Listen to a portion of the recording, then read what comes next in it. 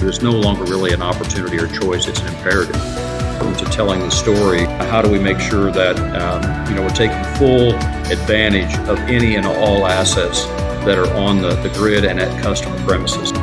Each episode, we delve into the world of energy, aiming to bridge the gap of understanding and challenge conventional thinking.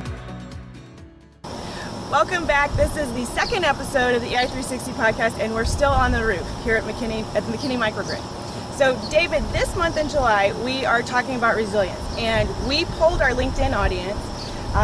What is the topic that you most want to hear about regarding energy resilience? And it was a clear winner. Grid flexibility won.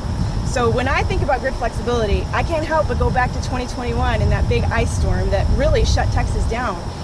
My power went out every, 30 minutes, and then we got power, and then we lost power, and it was scary. So you've served in the utility industry, and now you're CEO here at an exchange. What does grid flexibility mean to you, and how do we help offer a holistic experience?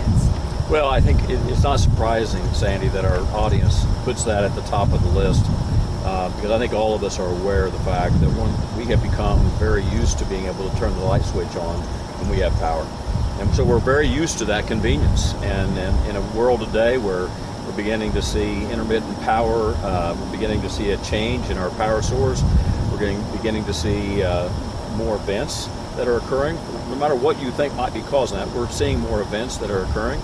And so people are having concerns, and rightfully so. And it's interesting that we're standing here on this roof looking at solar and thinking about distributed energy in general, because when we think about grid resilience, we also put that in the same context as grid flexibility. In other words, do we have the flexibility to, you might say, close the gaps, to increase resiliency? We actually have, for 75 years, had power where it's pretty linear.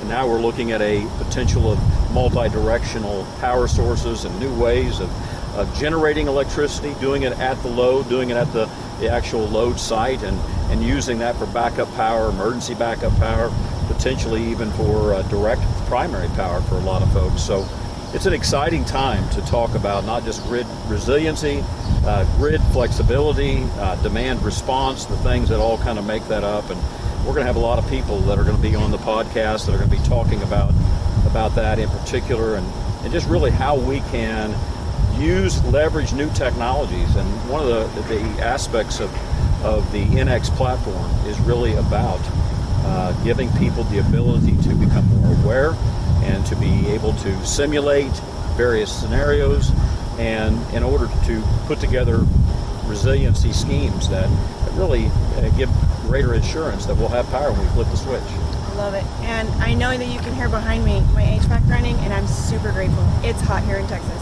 Thanks so much for joining us for this episode. We'll see you next time.